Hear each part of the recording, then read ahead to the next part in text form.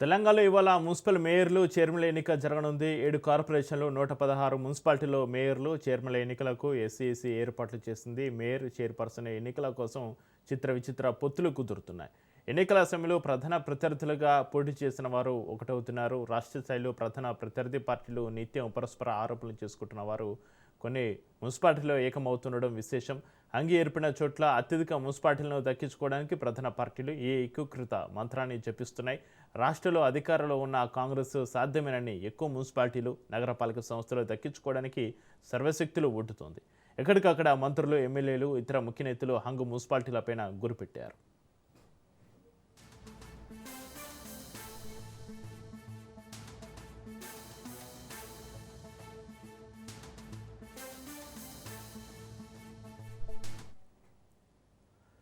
రాష్ట్రంలో మున్సిపాలిటీల ముఖ చిత్రం మారిపోయే పరిస్థితులు కనిపిస్తున్నాయి. స్థానిక పరిస్థితులు, రాజకీయ సమీకరణాలకు అనుగుణంగా ఒక్క మున్సిపాలిటీలో అనూహ్య పొత్తులు అవగాహనలో కుదురుతున్నాయి. 3 ప్రధాన రాజకీయ పక్షాలైన కాంగ్రెస్, బీఆర్ఎస్, బీజేపీలు ఒక్కోచోట ఒక్కో తిరిగి వేరుస్తుండడంతో అర్బన్ రాజకీయం ఆసక్తికరంగా మారుతుంది. కొన్ని చోట్ల కాంగ్రెస్, బీఆర్ఎస్, మరికొన్ని చోట్ల బీఆర్ఎస్, బీజేపీ, ఒక్కోచోట కాంగ్రెస్, బీజేపీ కలుస్తుండడం, స్వతంత్రులు కూడా అక్కడి పరిస్థితులను బట్టి అధికారం వైపు వెళ్తుండడం, మజ్లిస్, ఏఐఎఫ్బీలు కాంగ్రెస్ పక్షం వహిస్తుండడంతో ఒక్కో చోట రాజకీయం ఒక్కో రకంగా మారుతోంది.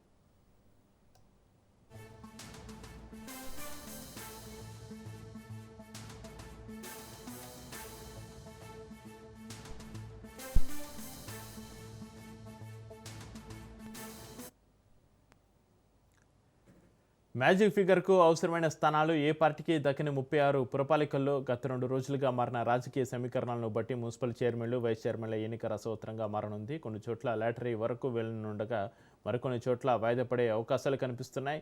మొత్తం మీద కాంగ్రెస్కు స్పష్టమైన మెజార్టీ వచ్చిన వాటితో పాటు మరో 20 స్థానాలు ఆ పార్టీ పరమయ్యే ఛాన్స్ అయితే ఉంది. ఇక హంగు పరిస్థితులు ఏర్పడిన వాటిలో బీఆర్ఎస్కు 4-5, బీజేపీకి 1-2 మున్సిపాలిటీలు దక్కనున్నాయని తెలుస్తోంది.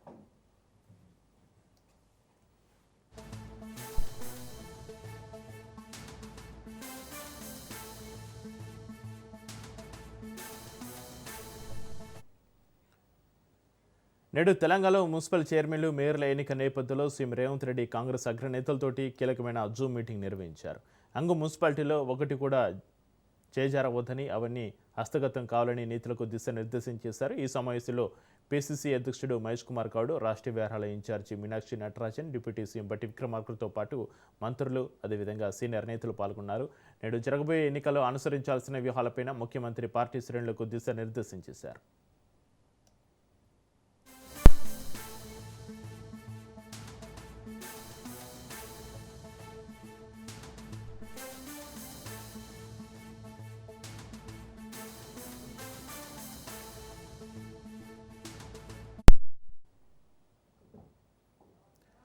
ముఖ్యంగా హంగు మున్సిపాలిటీలో అధికారాన్ని దక్కించుకోవడంపైన సీఎం రేవంత్ రెడ్డి సుదీర్ఘంగా చర్చించారు. ఆయా ప్రాంతాల్లో కాంగ్రెస్ పార్టీకి ఎన్ని స్థానాలు దక్కే అవకాశం ఉందో పార్లమెంట్ ఇన్ఛార్జీలను అడిగి తెలుసుకున్నారు. మేయర్ల ఎంపికలో సామాజిక సమతుల్యతను పాటించాలని, వెనుకబడిన వర్గాలకు సముచిత స్థానం కల్పించాలని సూచించారు. హంగు మున్సిపాలిటీల విషయంలో ఏ ఒక్కటి కూడా చేజారకూడదని, ప్రతి ఒక్కరూ జాగ్రత్తగా అడుగులు వేయాలని పార్టీ నేతలకు సీఎం రేవంత్ రెడ్డి స్పష్టమైన ఆదేశాలు జారీ చేశారు.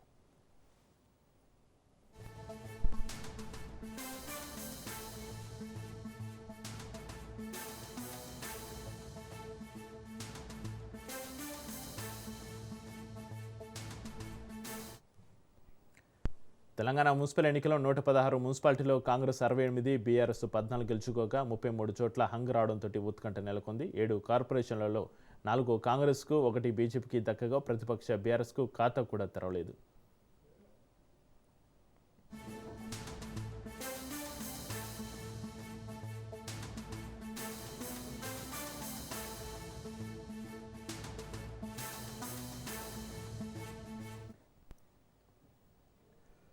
మున్సిపల్ ఎన్నికల ఫలితాల తర్వాత మేయర్లు, చైర్మన్ల ఎంపిక ప్రక్రియ ఫిర్యాంపు ఎమ్మెల్యేలకు కొత్త తలనొప్పులు తెచ్చిపెడుతుంది. బీఆర్ఎస్ నుంచి కాంగ్రెస్లో చేరిన ఎమ్మెల్యేలు సాంకేతికంగా ఇప్పటికీ బీఆర్ఎస్ సభ్యులేనని అసెంబ్లీ స్పీకర్ స్పష్టం చేయడంతో ఆ పార్టీ అధిష్టానం వారిని ఎరుకున పెట్టి వ్యూహాన్ని రచించింది. మేయర్ చైర్మన్ ఎన్నికలో కీలకమైన ఎక్స్-అఫీషియో ఓట్లపైన వీరందరికీ పార్టీ విప్ జారీ చేయాలని బీఆర్ఎస్ వర్కింగ్ ప్రెసిడెంట్ కేటీఆర్ నిర్ణయించారు.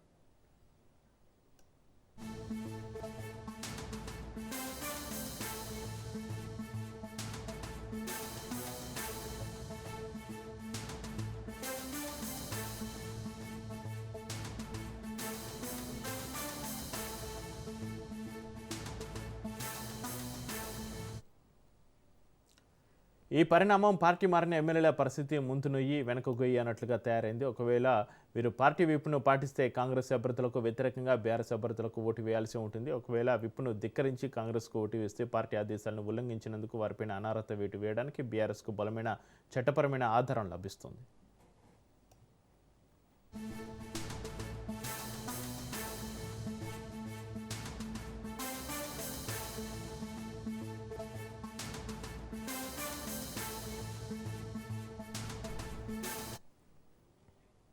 నేడు జరగబోయే ఎన్నికల్లో ఈ రాజకీయ డ్రామా పరాకాష్ఠకు చేరనుంది. పార్టీ ఫిరాయింపులపైన సుప్రీంకోర్టుకు ఇప్పటికే స్పీకర్కు గడువు విధించిన తరుణంలో ఈ విప్పు ఉల్లంఘన జరిగితే ఎమ్మెల్యే పదవులకే ముప్పు వచ్చే అవకాశం ఉందని విశ్లేషకులు భావిస్తున్నారు.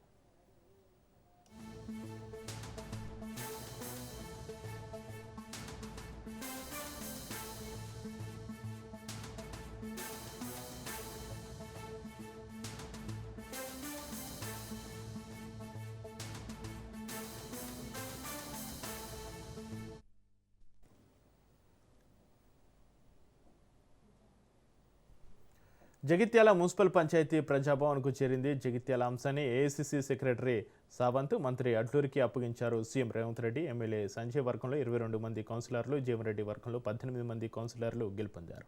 ఇద్దరు కలిస్తేనే జగిత్యాల మున్సిపాలిటీ కాంగ్రెస్కు దక్కే ఛాన్స్ ఉంది. పార్టీ కోసం పనిచేసిన వారికి ప్రాధాన్యత ఇవ్వాలని కోరారు మాజీ మంత్రి జీవన్రెడ్డి. పార్టీ ఎలాంటి నిర్ణయం తీసుకున్నా కట్టుబడి ఉంటానన్నారు. పార్టీ జెండా మోసిన వారికే పదవులు ఇవ్వాలని కోరుకునేవాడినని, తన ఆలోచనలు సూచనలు పరిగణలోకి తీసుకోమని చెప్పానన్నారు జీవన్రెడ్డి.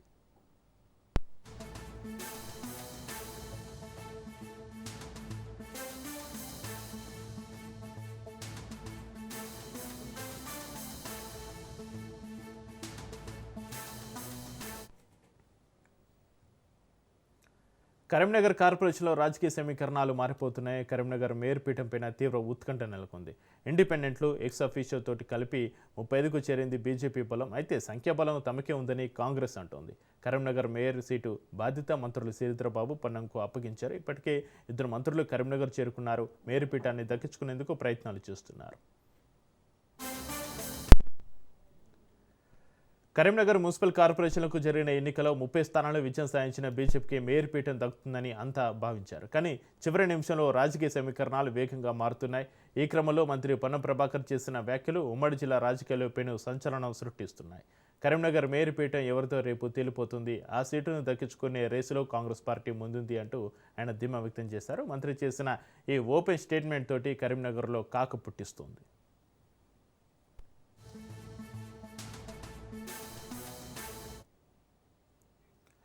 మాది రాజకీయ పార్టీ, మేము ఖచ్చితంగా రాజకీయం చేస్తాం, ఇందులో దాపరికం ఏముంది అంటూ మంత్రి పొన్నం ప్రభాకర్ కుండబద్దలు కొట్టారు. మేయర్ పీఠాన్ని కైవసం చేసుకుంటామనే పూర్తి నమ్మకాన్ని వ్యక్తం చేస్తూ కరీంనగర్ అభివృద్ధి కాంగ్రెస్ హయాంలోనే సాధ్యమని ఆయన స్పష్టం చేశారు. ఇప్పటికే మున్సిపల్ ఎన్నికల ఫలితాలు వెలువడి కొన్ని చోట్ల హంగి ఏర్పడిన తరుణంలో మేయర్ పీఠం కోసం కాంగ్రెస్ పార్టీ అనుసరించబోయే పొలిటికల్ స్ట్రాటజీపై సర్వత్రా ఆసక్తి నెలకొంది. ఈరోజు జరగనున్న మేయర్ ఎన్నిక కోసం కాంగ్రెస్ పావులు కదుపుతుంది. మంత్రి పొన్నం ప్రభాకర్ స్వయంగా రంగులోకి దిగి సమీకరణాలను చక్కదిద్దుతూ ఉండడంతో కరీంనగర్ మేయర్ పీఠంపైన కాంగ్రెస్ జెండా ఎగురుతుందా, లేక విపక్షాలు ఏకమై షాక్ ఇస్తాయా అన్నది ఉత్కంఠగా మారింది.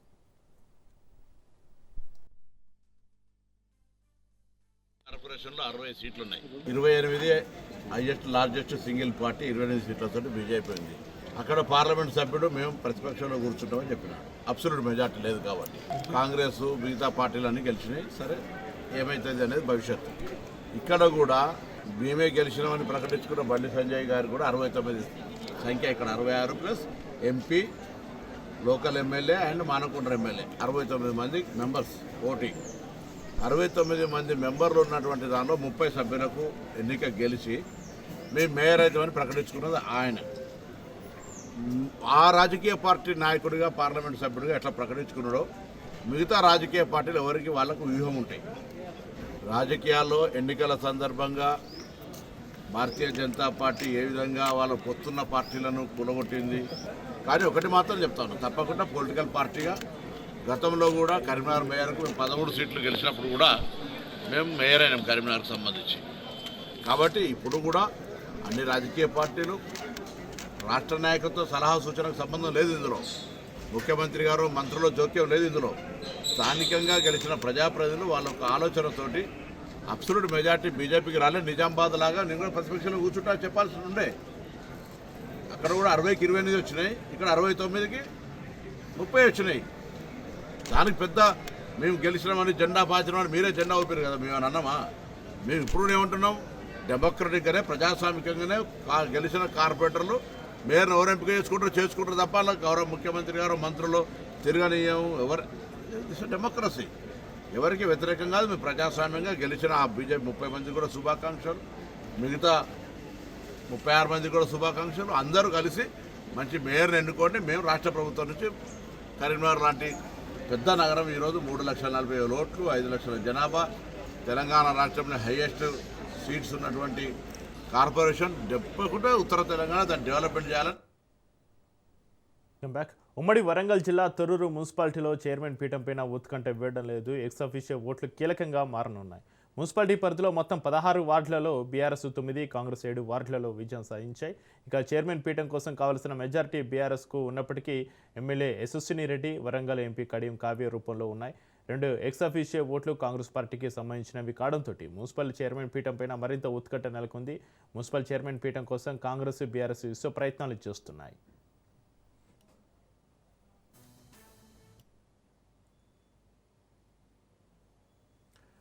బైంసా మున్సిపల్ చైర్మన్ పీఠం పైన ఉత్కంఠ నెలకొంది. పీఠం దక్కించుకునేందుకు ఇండిపెండెంట్ అభ్యర్థి కసరత్తు చేస్తున్నారు. చైర్మన్ ఎన్నికల్లో ఎమ్మెల్యే ఓటు కీలకంగా మారనుంది.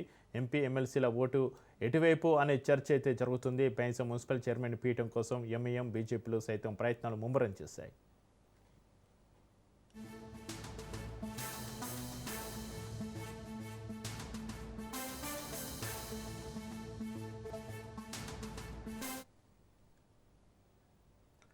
నిర్మల్ జిల్లా బైంసా మున్సిపల్ చైర్మన్గా తమకు ఏ పార్టీ అవకాశం ఇస్తే ఆ పార్టీకి సంపూర్ణ మద్దతు ఇస్తామని ఇండిపెండెంట్ కౌన్సిలర్ బీబీ కుతుజా సిద్దికి భర్త ఇంత్రిజ్ స్పష్టం చేశారు. తమపై కొన్ని పుకార్లు వస్తున్నాయని, తాము ఇప్పటి వరకు ఏ పార్టీకి మద్దతు తెలపలేదు అన్నారు. తమకు కేవలం 2 రోజులు మాత్రమే చైర్మన్ పీఠం కావాలని కోరుతున్నామని చెప్పారు.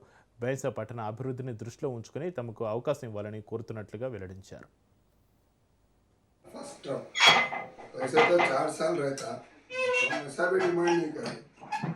फर्स्ट 2 साल ही दे रहे हैं हम, 2 साल के बाद उन्होंने मसले आके हम टाइम हमारे कमिटमेंट के हिसाब से हम रिजाइन कर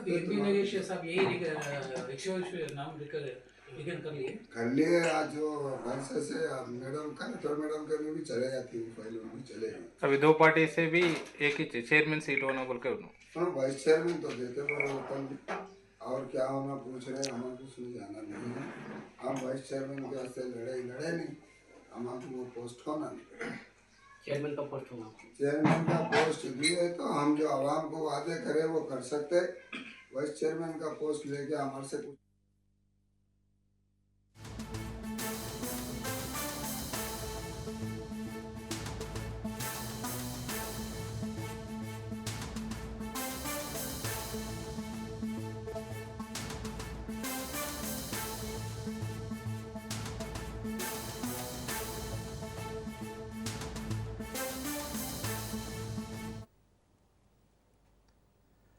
నిజామాబాద్ మున్సిపల్ కార్పొరేషన్ పీఠం ఎన్నిక ఉత్కంఠగా మారింది. ఇందూరు మేయర్ పీఠం బీజేపీకి అందని ద్రాక్షలో మారింది. వరుసగా 2 సార్లు సింగిల్ లార్జెస్ట్ పార్టీగా ఆవిర్భవించినప్పటికీ కూడా పీఠం మాత్రం దక్కకపోవడం చర్చనీయాంశంగా మారింది. ఉత్కంఠ భరితంగా సాగిన పోరులో చివరికి ఇందూరు మేయర్ పీఠం హస్తగతం కానుంది. ఎంఎం తోటి కలిసి కాంగ్రెస్ పార్టీ మేయర్ పీఠాన్ని దక్కించుకోనుంది. అయితే ఎన్నిక ఇప్పుడు రాష్ట్ర వ్యాప్తంగా సంచలనంగా మారింది. కాంగ్రెస్, బీజేపీ మధ్య నువ్వనైనా అన్నట్లు సాగిన ఈ పోరులో చివరికి అధికార కాంగ్రెస్ పైన పైచేయి సాధించే అవకాశం ఉంది. ఆ పార్టీ నుంచి మేయర్ అభ్యర్థి ఎవరు అనేది ఇప్పుడు కీలకంగా మారింది.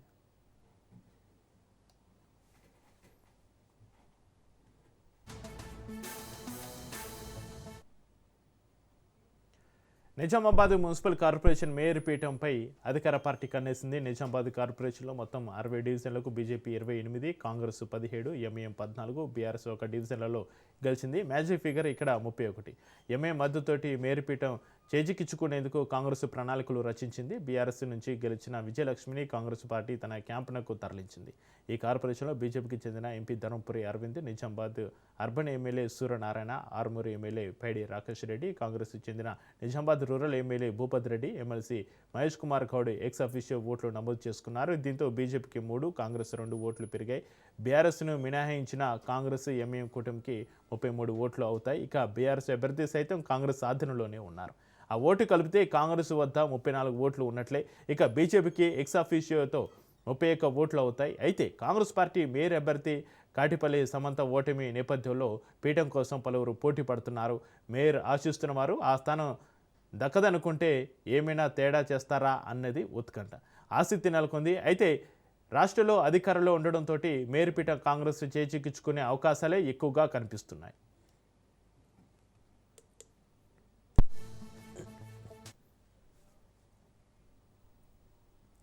నిజామాబాద్ మున్సిపల్ కార్పొరేషన్ పీఠం ఎన్నిక ఉత్కంఠగా మారిన నేపథ్యంలో ఇందూరు మేయర్ పీఠం బీజేపీకి అందని ద్రాక్షగా మారింది. వరుసగా 2 సార్లు సింగిల్ లార్జెస్ట్ పార్టీగా ఆవిర్భవించినప్పటికీ పీఠం మాత్రం దక్కకపోవడం చర్చనీయాంశానికి సంబంధించి మరింత సమాచారాన్ని మా ప్రతినిధి నవీన్ ఫోన్ లైన్లో అందిస్తారు. నవీన్, నిజామాబాద్ మున్సిపల్ కార్పొరేషన్ పీఠం ఎన్నిక ఉత్కంఠకు సంబంధించి మీ దగ్గర ఉన్న అప్డేట్స్ ఏంటి? నవీన్. థ్యాంక్ యూ చెప్పే నరాలు తగ్గే ఉత్కంఠ. అసలు నిజామాబాద్ మేయర్ పీఠాన్ని ఎవరి దక్కించుకుంటారు, నిజామాబాద్ కార్పొరేషన్ ఎవరి హస్తగతం చేసుకుంటారని ఉత్కంఠకు మరి కొద్దిసేపట్లో తెరపడనుంది. అయితే ఈ రోజు 11 గంటలకు నిజామాబాద్ నగర మున్సిపల్ కార్యాలయంలో ప్రత్యేక సమావేశం ఏర్పాటు చేస్తున్నారు. అయితే ఇందులో కొత్తగా ఎన్నుకోబడిన అభ్యర్థులకు నామినేట్ ప్రమాణ స్వీకారం చేయించడంతో పాటు మేయర్, డిప్యూటీ మేయర్ కూడా ఎన్నుకోనున్నారు. అయితే ప్రధానంగా గత కొన్ని రోజులుగా నిజామాబాద్ మేయర్ స్థానం కాంగ్రెస్ పార్టీ హస్తగతం చేసుకుంటుందా, బీజేపీ పార్టీ హస్తగతం చేసుకుంటున్న దానికి మరికొస్తే తెరపడనుంది. అయితే ఇప్పుడు అందిన సమాచారం ప్రకారం చూస్తుంటే నిజామాబాద్ మేయర్ స్థానాన్ని కాంగ్రెస్ కు, అలాగే డిప్యూటీ మేయర్ పదవిని ఎంఐఎం కు కట్టబెట్టనున్నారు. అయితే మొత్తం నిజామాబాద్ మున్సిపల్ సంబంధించి 60 డివిజన్లు ఉండగా బీజేపీకి 20 స్థానాలు వచ్చాయి, కాంగ్రెస్ కు 17 స్థానాలు, 14 స్థానాలు. కానీ బీఎస్ మాత్రం కేవలం ఒకే స్థానం వచ్చింది. అయితే దీంతో అక్కడ క్యాంపు రాజు ఇక్కడ కూడా మొదలైంది చెప్పవచ్చు. అభ్యర్థులు గెలిచిన అభ్యర్థులు కూడా క్యాంపు సాధించారు. మేయర్ స్థానంపై ఇటు కాంగ్రెస్ తో పాటు బీజేపీ పావులు కలిపిన పరిస్థితి కనిపిస్తుంది. చివరకు కాంగ్రెస్ పార్టీ నిజామాబాద్ మేయర్ స్థానాన్ని కూడా హస్తగతం చేస్తున్నట్టు కూడా తెలుస్తుంది ఎంఐ సహకారంతో. అయితే ప్రధానంగా చూస్తున్న ఎంఐఎంకు 14, అలాగే కాంగ్రెస్ పార్టీకి 17 వచ్చి మొత్తం 31 స్థానాలకు కాంగ్రెస్ పార్టీ తీసుకున్నట్లు తెలుస్తుంది. అయితే ఇది ఒక బీజేపీ తరఫున ఎంపీ అరవింద్, అలాగే అర్బన్ ఎమ్మెల్యే జన్పాల్ సూర్యనారాయణ గుప్తా, అలాగే ఆర్మూర్ ఎమ్మెల్యే పైడి రాకేష్ రెడ్డి ముగ్గురు ఓటేయగా మొత్తం 33 స్థానాలు కూడా వచ్చింది. అయితే దీంతో పాటు కాంగ్రెస్ పార్టీకి ఎమ్మెల్సీ మహేష్ కుమార్, అలాగే రూరల్ ఎమ్మెల్యే భూపత్ రెడ్డి 33 స్థానాలు వచ్చింది. అయితే ముఖ్యంగా ఇక్కడ బీఆర్ఎస్ పార్టీ కేవలం ఒకటే స్థానం పిలిచింది. అక్కడ అభ్యర్థి కీలకంగా ఉంది. ఆ అభ్యర్థిని కూడా కాంగ్రెస్ పార్టీ లాక్కోవడంతో మొత్తం 34 చేరింది. దీంతో కాంగ్రెస్ పార్టీకి నిజామాబాద్ మేయర్ స్థానాన్ని కూడా హస్తగతం చేస్తున్నట్లు తెలుస్తుంది. అయితే ప్రధానంగా చూసుకున్నట్లయితే 19వ వార్డు నుండి కాంగ్రెస్ అభ్యర్థిగా పోటీ చేసినటువంటి అభ్యర్థికి కాటిపల్లి సమంత కూడా ఓటింగ్ పాలైంది. దీంతో మేయర్ అభ్యర్థి ఎవరన్న దానిపై కూడా కొన్ని పేర్లు కూడా బయటకు వచ్చాయి. 21 డివిజన్ నుండి పంచారెడ్డి లలిత, అలాగే 40 స్థానం, 49వ స్థానం నుండి ఉమారాణి, 41 స్థానం డివిజన్ నుండి బొంతుల పూజిత, 12వ వార్డు నుండి అరుంధతి, అలాగే 9వ వార్డు నుండి గెలిచినటువంటి సురేఖలు కూడా పేర్లు వినిపిస్తున్నాయి. ముగ్గురులో ఈ 5 ఎవరో ఒక పేరు కూడా బయటకు ప్రతిపాదన కనిపిస్తుంది. అయితే ప్రధానంగా చూసుకున్నట్టయితే కూరగాయల ఉమారాణి 49వ వార్డు నుండి గెలిచినటువంటి కూరగాయల ఉమారాణి కూడా ప్రధానంగా పేరు వినిపిస్తుంది. ఎందుకంటే వాళ్ళ భర్త కూడా కరడశేఖర్ ఇటు పిసిసి మహేష్ కుమార్ వాడికి అత్యంత సైనికుడు, క్లాస్మేట్ కావడంతో అతనికి ఎక్కువగా ఆమెకి కూడా ఎక్కువ మేయర్ పదవి వచ్చే సూచనలు కూడా కనిపిస్తున్నట్టు తెలుస్తుంది. మొత్తం మీద చూస్తున్నట్టే నిజామాబాద్ మున్సిపాలిటీని కూడా కాంగ్రెస్ పార్టీ హస్తగతం చేస్తున్నట్లు కూడా తెలుస్తున్న పరిస్థితి మాత్రం చెప్పచ్చు. అయితే నవీన్, రాష్ట్రంలో అధికారంలో ఉండడంతో మేయర్ పీఠం కాంగ్రెస్ చేచెక్కించుకునే అవకాశాలే ఎక్కువగా కనిపిస్తున్నాయి. అక్కడ పరిస్థితి ఏంటి? ప్రధానంగా చూస్తున్నట్టే గతంలో కూడా గత ఎన్నికల్లో కూడా బీఆర్ఎస్ పార్టీ అధికారంలో నిజామాబాద్ లోని 8 స్థానాలు కూడా బీఆర్ఎస్ పార్టీ అధికారంలోకి వచ్చింది. ఈసారి కూడా ఈసారి కాంగ్రెస్ పార్టీ ఇటు రాష్ట్రంలో అధికారంలో దీంతో పాటు ఉన్నటువంటి 10 సేమ్ స్థానాలు కూడా ఈ కాంగ్రెస్ పార్టీ కూడా హస్తగతం చేస్తున్నట్లుగా తెలుస్తుంది. ఏదైతే ఎవరైతే ఇక్కడ అధికారంలో ఉంటారో అక్కడ వాళ్ళకే నిజామాబాద్ మేయర్తో పాటు మిగతా మున్సిపాలిటీలు కూడా అదే పార్టీ కూడా హస్తగతం చేస్తున్నట్లు ఈ అందరికీ కూడా ఈసారి కూడా కొనసాగుతున్న పరిస్థితి మాత్రం ఉందని చెప్పవచ్చు. అయితే నవీన్, అతిపెద్ద పార్టీగా అవతరించినప్పటికీ కూడా బీజేపీ ఎందుకు మేరుపీఠం కోసం ప్రయత్నించడం లేదు? కేవలం ప్రతిపక్షంగా కూర్చుంటామన్న ప్రకటన వెనుక ఉన్న వ్యూహం ఏమిటి నవీన్? ప్రధానంగా బీజేపీ పార్టీకి కేవలం 20 స్థానాలు వచ్చింది. అయితే మ్యాజిక్ ఫిగర్ 33 స్థానాలు, దీంతో 33 స్థానాలు రావడంతో దీని 20 అలాగే అక్షర్స్ ఇద్దరు మొత్తం వచ్చి 30 కేవలం 30 దీంతో ముగ్గురు తెక్కబడుతున్న పరిస్థితి కనిపిస్తుంది. దీంతో ఇటు ఎంఐ పార్టీ మాత్రం కాంగ్రెస్ మద్దతు వస్తుంది, బీజేపీ పార్టీ మిగిలిన పరిస్థితి. బీఆర్ చూసుకున్నట్టు బీఆర్ కేవలం ఒకే స్థానంలో ఉంది. దీంతో ఆ మేయర్ స్థానాన్ని వదులుకున్నట్లు కూడా బీజేపీ ప్రకటించింది. కేవలం ప్రతిపక్షంలో ఉంటాం, కానీ దానిలో ఖచ్చితంగా రానున్న రోజుల్లో 5 సంవత్సరాల కాలంలో మాత్రం నిజామాబాద్ పేరు ఇందూరుగా మారుస్తామని చెప్పి కూడా ఎంపీ అరుణ్ చెప్పారు. అయితే రానున్న కాలంలో ఇంకా నాయకులను కొంటారా, లేదా ఇటు పార్టీలో చేర్చుకుంటారా, లేకుంటే ఏమేం చేస్తారని కూడా వేచి చూడని పరిస్థితి మాత్రం కనిపిస్తుంది. ప్రస్తుతం అయితే ప్రతిపక్షంలో ఉంటామని చెప్పి కూడా ఎంపీ అరుణ్ చెప్తున్న పరిస్థితి మాత్రం ఉందని చెప్పవచ్చు. Right, thank you Naveen.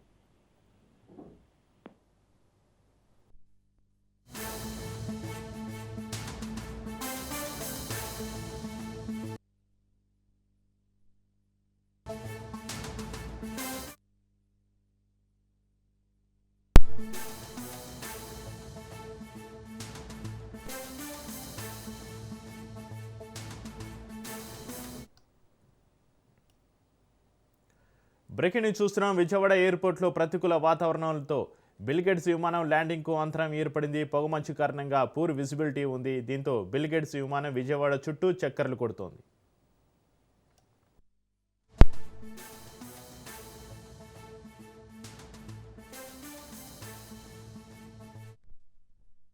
Vijayawada ఎయిర్పోర్ట్లో ప్రతికూల వాతావరణంతో బిల్గేట్స్ విమానం ల్యాండింగ్కు అంతరం ఏర్పడింది. పొగమంచు కారణంగా పూర్ విజిబిలిటీ ఉంది. దీంతో బిల్గేట్స్ విమానం విజయవాడ చుట్టూ చక్కర్లు కొడుతున్నటువంటి దృశ్యాలు కనిపిస్తున్నాయి.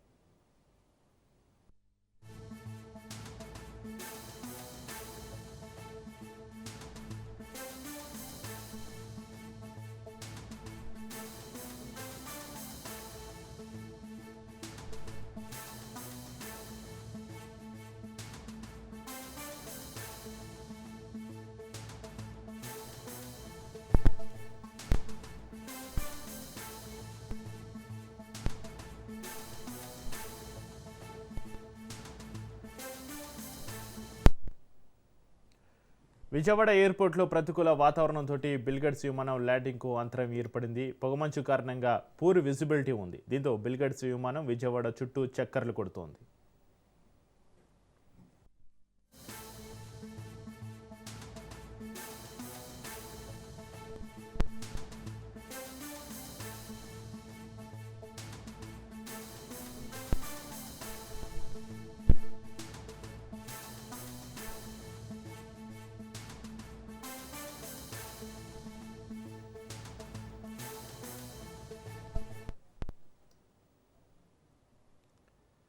గుంటూరు జిల్లా మంగళగిరిలోని జనసేన పార్టీ కేంద్ర కార్యాలయంలో పార్టీ అధ్యక్షులు ఏపీ ఉప ముఖ్యమంత్రి పవన్ కళ్యాణ్ పార్టీ క్రియాశీలక సభ్యత్వ నమోదు కార్యక్రమాన్ని ప్రారంభించారు. పార్టీ బలోపేతం కోసం స్వయంగా 2 కోట్ల రూపాయల భారీ విరాళాన్ని అందజేసిన ఆయన తొలి సభ్యత్వాన్ని స్వీకరించి కేడర్లో నూతన ఉత్తేజాన్ని నింపారు. ఈ కార్యక్రమంలో పార్టీ సిద్ధాంతాలను ప్రజల్లోకి బలంగా తీసుకెళ్లే ఒక మహత్తర యజ్ఞమని పవన్ కళ్యాణ్ అభివర్ణించారు. ఈ నమోదు ప్రక్రియలో భాగస్వాములయ్యే వారికి పవన్ కళ్యాణ్ సరికొత్త నామకరణం చేశారు. పార్టీ ఆశయాలను ఆకాంక్షలను లోతుగా అర్థం చేసుకుని క్షేత్రస్థాయిలో పనిచేసే వారిని ఉద్యమిగా, నవతరంలో ప్రేరణ కలిగించి సభ్యత్వాలను నమోదు చేసే వారిని సాధకగా, అలాగే పార్టీకి మేధోపరమైన ఆర్థిక సాంకేతిక సహకారాన్ని అందించే వారిని ప్రదాతలుగా పిలుస్తామని ప్రకటించారు.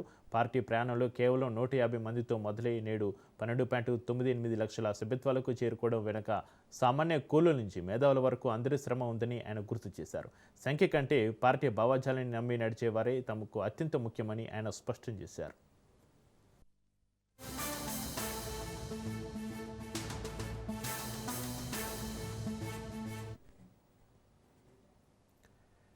టీ20 వరల్డ్ కప్లో టీమిండియా వరుసగా 3 విజయం సాధించింది. 61 పరుగుల తేడాతోటి పాకిస్తాన్ మట్టి కరిపించింది. మొదట బ్యాటింగ్ చేసిన భారత్ 7 వికెట్ల నష్టానికి 175 పరుగులు చేసింది. ఆ తర్వాత లక్ష్య ఛేదనకు దిగిన పాకిస్తాన్ 114 పరుగులకే ఆలౌట్ అయింది. ఈ విజయంతో భారత్ సూపర్ 8కి దూసుకెళ్లింది.